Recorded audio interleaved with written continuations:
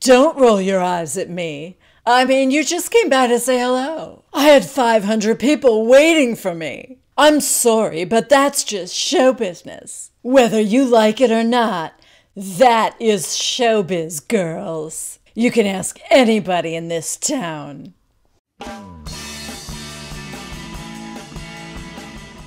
Hi everybody, it's me Jill and welcome to Jill Informed. This is the recap of The Real Housewives of New York City, Season 11, Episode 17, Jesus, the Countess, and Joseph. Oh, that name cracks me up. Okay, this is the season finale, so let's get into it. I'm starting right off with a side note, and that is, this season was way too short. I mean, 17 episodes when it should have had 27 episodes to really pack in all the goodness that is the Real Housewives of New York City. I don't know if something in their personal lives caused the season to start early and then end really early, or if it was some sort of a scheduling thing, but I'm not happy. Anyway, we start off with Luann seeing the venue for her Christmas cabaret show. It's glittery. There's a sleigh and a nutcracker, and she's all excited about it, even though, the ladies aren't coming. She's looking all around the venue, and oh my God, you guys. On the merch table, they have the Countess prayer candles. Ah, I love it.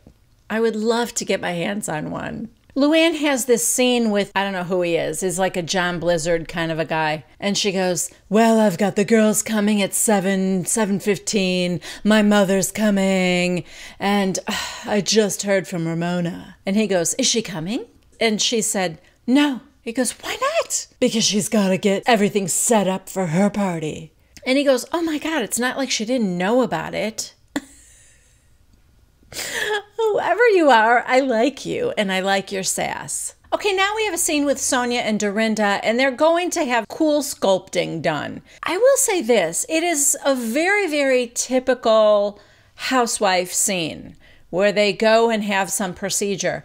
But it is not so typical for the New York City housewives, I don't think. Not that they have never done it before, but I would say we have a lot less of these type of scenes in New York City than we do, say, Orange County, I would say. They're big on it. And maybe it's just because there is so much actual real good content with New York City that we don't have to have these filler scenes. But in any case, here we are with the two of them. They're getting their flanks done. It basically just provides an opportunity for the two of them to talk about Tinsley. They're questioning where her money comes from, and Sonja said, I've never known her to have this kind of money. So they're questioning whether she's still with Scott. I feel like this is about the worst storyline I've ever seen on New York City. It's so pointless to me. Who cares where she gets her money? As long as she's not asking you for a loan, let her buy whatever she wants. Dorinda's like, I just don't like to be played. What? Nobody's playing you, Dorinda. If she's with Scott or not, that's her business, whether she shares it with you or not. Why do you care? So Dorinda's like, are we going to say something or just let it go? Sonja said, I mean, just coming from a place of compassion for Tinsley's sake, I think we need honesty. You can only get away with bullshitting for 2 years in this city. Ding, ding, your 2 years is up. Okay, the next scene is Bethany's apartment, and she calls Sonja. And I'm thinking, oh my God, she looks like death warmed over. Yeah, because she is death warmed over. She tells us the story that most of us have already heard in the news, but for those of you that haven't, she went into like an anaphylactic shock situation from eating soup while she was in Boston with her boyfriend, Paul. She had some soup that had fish in it. She first got this itchiness in her throat and that kind of feeling, and then she was telling Paul about it, and he went to go get her some Benadryl. And when he came back in the room like 5 minutes later, she was unconscious. She said that he managed to get the Benadryl and some water down her throat, called 911. They, I guess stuck an EpiPen in her or something, and said that 10 minutes later, she would have died. Wait a minute. This isn't the story I'm thinking of. That happened on a plane, I thought. That she almost died from eating something with fish in it. Oh, gosh, you guys, now you're going to have to either let me know in the comments or I'm going to have to investigate it myself. I hate doing research. Well, gosh, I hope this isn't another time because it's crazy to me that she doesn't have an EpiPen with her then. Maybe she does now. Side note, during the telling of this story, we do see Paul, and he's cute. Okay, so now it's the night of the cabaret. Dorinda gets there first. It's 6:58, which, you know, the ladies were supposed to get there around 7:15, I think she said. And then Tinsley shows up, and Tinsley's coming down the stairs, and she's got a bouquet of flowers. And Dorinda's like, here she is. It's Tinsley. And Tinsley's like, oh, hi. And it is awkward between the two of them. Okay, boy, Dorinda is being really nasty in her confessional. She asked her, how you doing?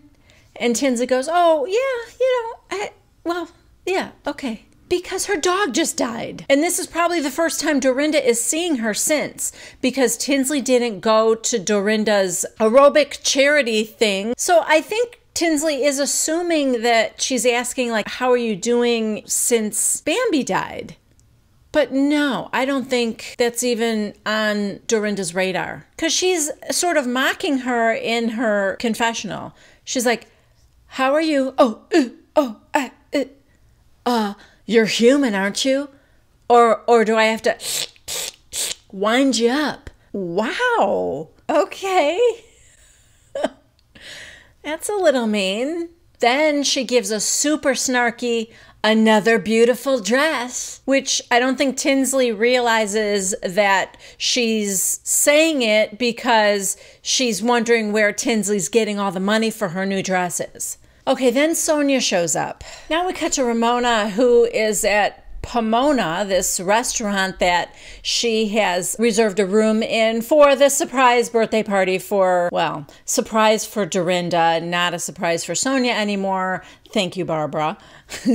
So she, of course, does her Ramona thing where she gets to the venue first and then complains about everything. Can we get more chairs? How about setting up that? Where are the balloons? Are the cakes here? I want the cakes out and all this stuff. Although this time, I think she was right. It's like nothing was set up. So I don't know. Then she's like, do you have a cart for the champagne? And so she finds a cart and she's wheeling the cart. And then the restaurant manager goes, oh, you're good at that. Do you want a job here? And I was thinking, oh, you're lucky Ramona did not hear that comment. Because she's already not happy with you guys for not having it perfect. Back at the cabaret, now Barbara shows up, and they're still waiting there. I don't see the time, but they're like, what is this, another thing where, like, we show up and then she leaves us hanging there? So Sonja goes into the dressing room, and she's like, Sonjarita! Hello, my love. And then she says hello to her mom and her son, Noel. She's like, should I bring the girls back here? Well, I'm getting ready, my sweet. Yes, but remember the whole plan was we will come to your cabaret show beforehand to wish you luck and then we're going to leave? Remember that? Remember that you said you were cool with that? So she has her go out and bring the others back in. Also, weren't you just complaining that Ramona wasn't coming? I mean, isn't that just such a Luann thing to do? Oh, but she does care about Bethany being there. And where's Bethany? Bethany's not here? And Sonja's like, she almost died yesterday. So no, she's not. And in the confessional, Sonja's like, I shouldn't have to explain that to her because she was on that text thread. She knows what was going on with her.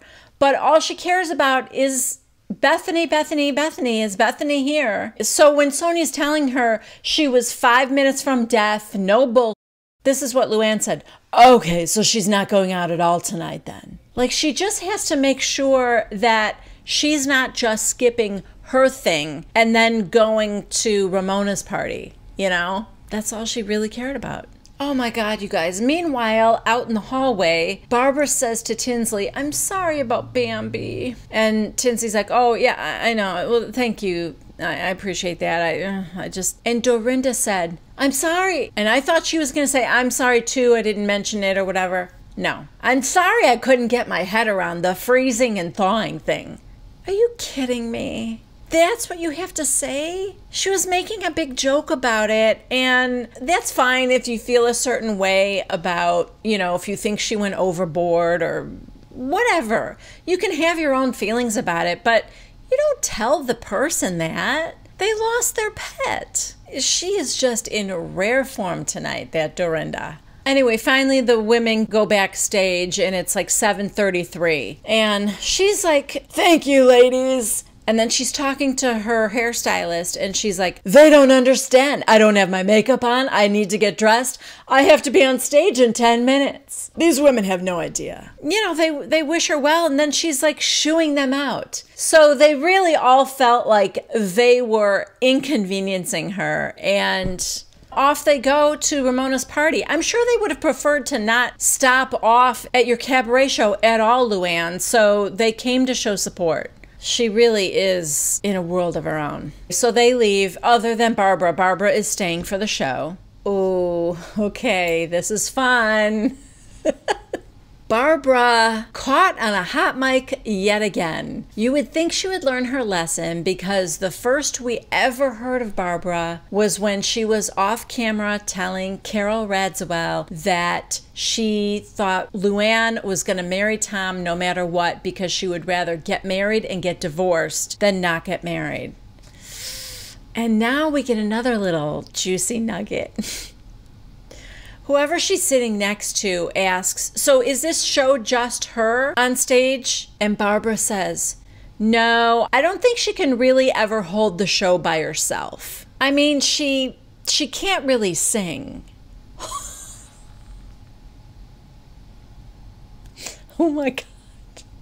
Okay, that might have been worth dealing with Barbara for the entire season. Just to get that little snippet.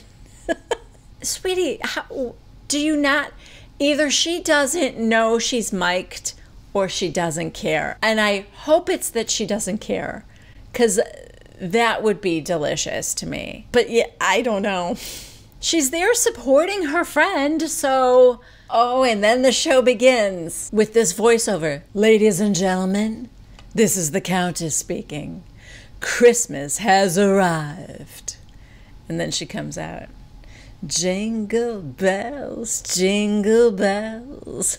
I gotta tell you something, man. That crowd went wild. And she was sold out. So, I mean, who's getting the last laugh? Okay, so the ladies get to the restaurant, and surprisingly, Ramona has been thoughtful enough to invite friends and family of the birthday girls.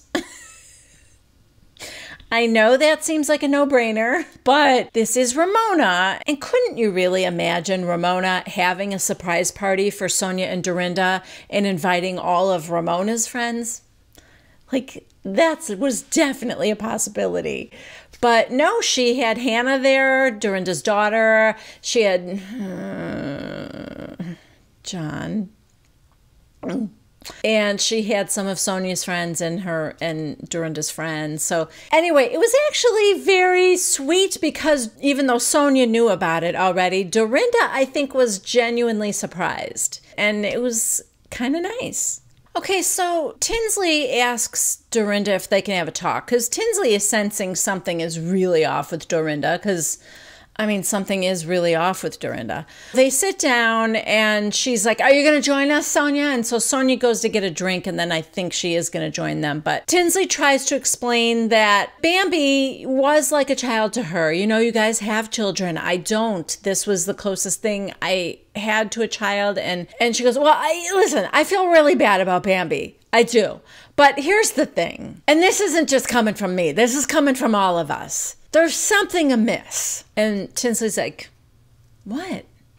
Something isn't right. It doesn't track. And she's like, "What are you talking about?" Like with Scott, you're still in the mix. She goes, "In the mix? You're still talking to him, you know, the hotel." And she goes, "I'm taking care of that. You're still in the mix with Scott." And she goes, "Well, no, we are completely broken up. You're still talking to him. I can't talk to an ex. I mean, I still talk to Topper." This is crazy because it has nothing to do with you, Dorinda, or anybody except Tinsley. In Tinsley's confessional, she's like, I talk to my ex-husband, I can talk to Scott, I can talk to whoever I want when I'm not blocked. So Dorinda said, Sonja, come over here. And she wants Ramona to come over. So they're both come sit down now. And it's a little bit of a pile up on Tinsley. Ramona says, Tinsley, I think you're hiding something. And you could do whatever you want, but just be forthright. So Tinsley's trying to tell them that she is not still seeing Scott, and they are not buying it. Then Sonja yells at her about where she's getting her money from, and something was $10,000. And she goes, how can you afford that? I can't afford that. And Tinsley's like, what? Are you serious right now? I don't have a kid. Maybe that's why. Your money goes to your kids and mine goes to clothes, maybe. But she's had it. She stands up and she's pissed off, and I don't blame her. She is so mad, and she's like, friends don't accuse you of lying to them, and they are adamant about it. You may not be still dating him, but there's an arrangement. She's like, there's no arrangement. You're being deceitful. She's like, I'm not. They are absolutely sure that she's lying. My point is, why do you care? So Tinsley's had enough. She storms away from them. And we cut back to the cabaret where she's closing out the show with her big hit, Money Can't Buy You Class, where it almost sounds worse. Well, not almost. It sounds worse live because she is really just screaming the words. Money can't buy you class. Yeah. She's just, yeah. But I'll tell you what, it gets the crowd on their feet. Okay, so now it is the day of Bethany's S'mores and Whores party. And Ramona goes to Dorinda's apartment because I guess they're going together.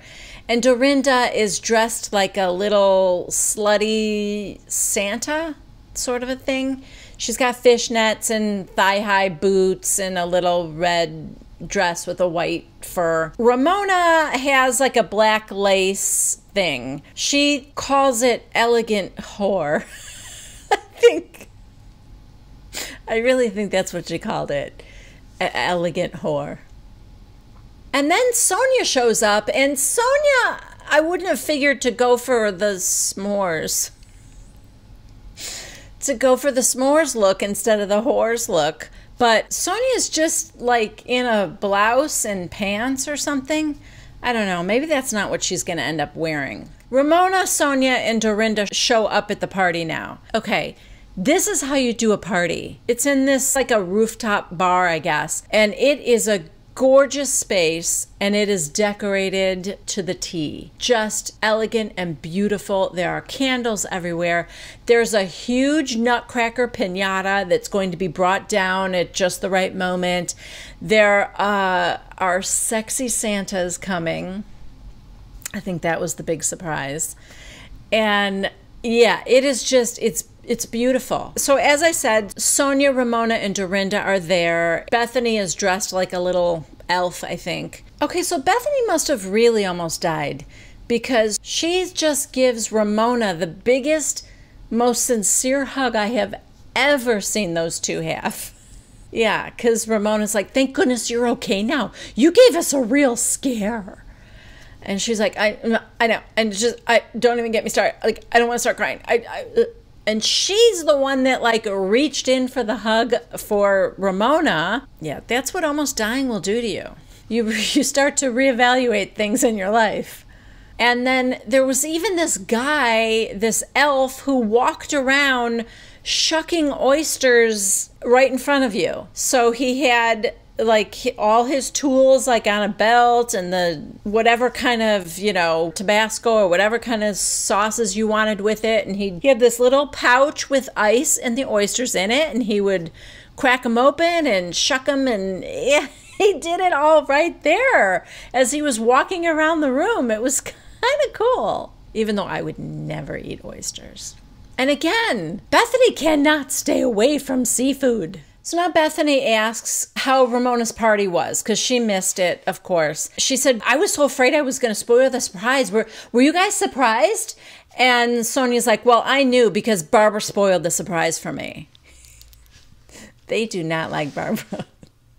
And she's like, well, how did she spoil the surprise? Ramona's like, after I invited her, she was mad that it was the same time as Luann's cabaret show, so she went to Sonja to make her feel guilty about it. And then Sonja said, I tried to get her to change the time because Sonja was going to go to the cabaret show then and come to the party later, not knowing that the party was for her. So Ramona had to tell her, it's a surprise party for you, so you have to come at 8:15 or whatever. And Bethany's like, oh, that sucks. So Bethany, who gets things done, goes immediately to her event planner and said, okay, so I came up with this idea. Sonja got her surprise party ruined for her. So the first guy that comes in of the sexy Santas, I want him to come in and go right up to Sonja, maybe have a cake with sparklers, something like that, and say happy birthday to her. So the girl's like, yep, got it, I'm on it. And that, my friends, is how Bethany Frankel gets it done. She has abilities that Ramona wishes she had. Now Dorinda is telling them about how they went all the way down to the Gramercy to see Luann and wish her well, and she didn't even want them there. She was like, I gotta go, you guys. I'm busy. I'm getting ready. Then she told them that she's got those those holy candles, and they're like, holy candles with her face on it? And Ramona's like, that's sacrilegious. And she goes, yeah, I like those. And she goes, I use those to pray to God. And Bethany goes, well, now you have to pray to Luann. Oh, my God. So, of course, Luann gets there now, and she's like, hello, everybody. And Dorinda said, how was your show? And she said, it was great. Thank you for stopping by. And then she tells Bethany she looks pretty darn good for someone who almost died. And then, or no, I think she said that in the confessional. Bethany said, well, I would have been mad if I drove all the way there and only for a couple minutes. And she goes, well, they just stopped by to say hello. That's all. And in a way, I kind of understand. It isn't that I think she needed to spend more time with the ladies. It's just that she acted like the ladies were inconveniencing her. That's the problem I had. Not the length of time she spent with them. I think she should have let them in right away. Or, she should have had somebody outside say, when you see the girls, send them back into the dressing room right away. And then they could have just hung out with her just the way her mom and her children did.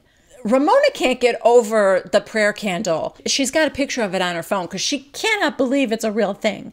So now she brings the picture up to, she thinks Luann's going to go to hell for it. So now she brings the picture up to Luann and she's like, this? And you have this? What are you, like the Virgin Mary now? And Luann kind of laughed and she goes, this is like a religious candle. And she goes, yes, it is. If you don't like it, don't buy one. Ramona's having a hard time with it. Now Tinsley shows up, and it is quite a different story than it was the night before.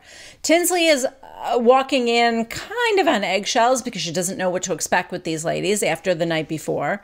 And they have done pretty much an about face. At least Ramona has, because Tinsley said, I tell you guys everything. And now Ramona's kind of like, oh, well, okay, if I'm wrong, I'm wrong. I apologize then. Last night, you insisted that she was lying. So, not sure why the big turnaround today. Okay, so Bethany must have passed out these very adorable, sparkly little knit hats because Tinsley's in one now and Ramona in one, and they're so cute. Tinsley has now gone up to Dorinda and said, listen, I love you. I don't want to fight about this. I don't want to talk about this anymore. And she's like, okay, we'll forget it. And she said, we can fight about anything we want, but not Scott. I'm broken up with him. That's it. Let's not talk about Scott. And she's like, okay. And then in her confessional, Dorinda, good God, lady, what is up with you? She's like, frankly, I can talk about whatever I want. So, okay, I pinky swear I won't talk about Scott. So stupid. Wow. Wow. She is really bothered by this. And I never got the vibe before that Dorinda didn't like Tinsley. Did you?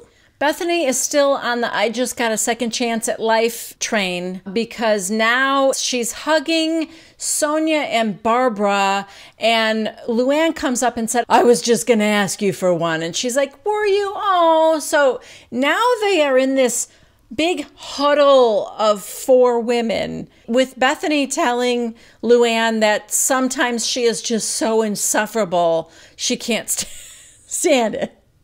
But yeah, again, I guess almost dying changes you. Okay, now it's time to beat the piñata, which is a nutcracker that she said, this is for you, Dorinda. You guys all remember Nutcracker Gate. And so they're taking turns whacking at it. It's funny. Sonja did change. She is in a white mini dress that is like a jacket, like a double-breasted jacket. And when she raises her arms above her head, everyone could see her butt.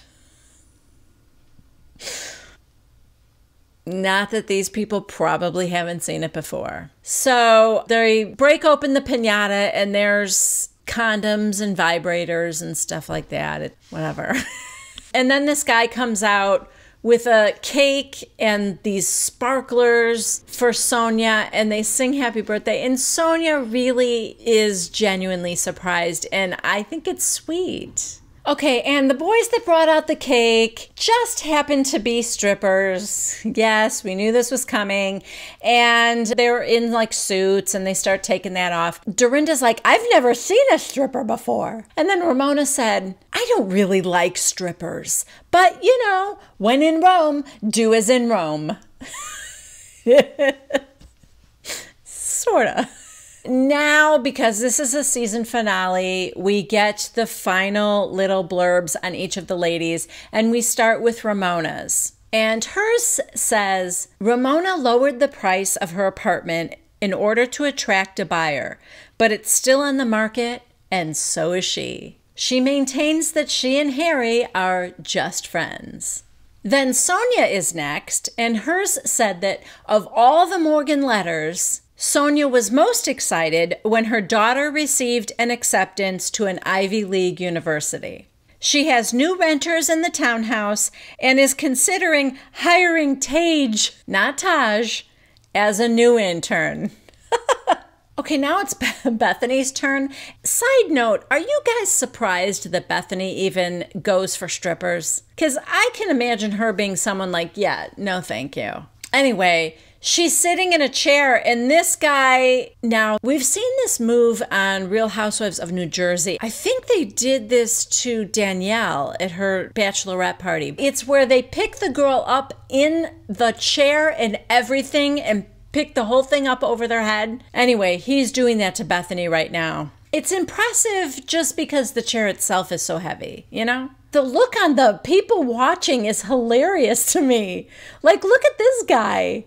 He can't believe it. Oh, okay. When he put her down, I think he whacked her in the mouth because everyone went, ooh. Yeah, that is not sexy.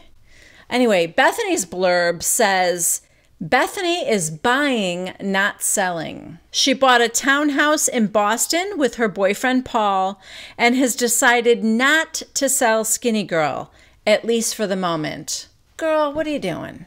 I thought the smartest thing ever would be to sell. She was only going to sell half of it, I thought. I mean, I feel like she could use the break, but whatever. Maybe it wasn't the right deal. Next, we have Tinsley, who looks like she is really trying to avoid the strippers. She's like, no, thank you. Don't touch me. Her screenshot says, Tinsley maintains she and Scott are broken up and that she is dating.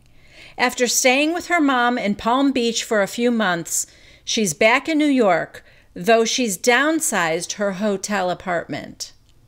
Okay. Dorinda's is next, and leading up to it, Dorinda goes over to John. I didn't even know John was there, but yeah, he is. And she goes, oh, these strippers, I mean, it's not for me. I'm like, oh, excuse me, my husband's over there. And he goes, oh, husband? Don't get any ideas, John. Anyway, Dorinda's screen says, Dorinda's Berkshire's home had a recent flood that even the shark room couldn't survive.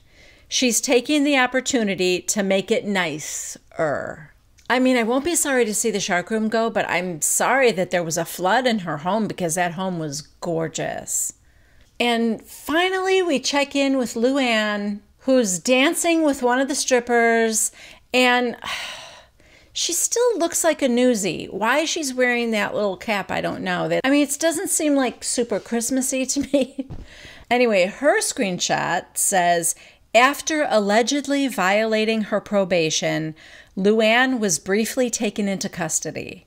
She was released with stricter probation terms, but that hasn't stopped her from continuing her cabaret tour, playing to sold-out audiences across the country. Yeah, that one doesn't sound so great. Then they all go to the photo booth to have a picture of the whole group together. And can someone explain to me why Barbara's head is 3 times the size of Tinsley's? I mean, it's bigger than anybody else's head there. Ramona and Luann, their heads on top of each other are the same size as Barbara's head. And that is where we end season 11. Oh my gosh, you guys, I cannot believe it's over. This is so wrong. They never should have had this short of a season. I will be back, of course, next week for the reunions. Hopefully there will be 3. There should be. And I think it's next week.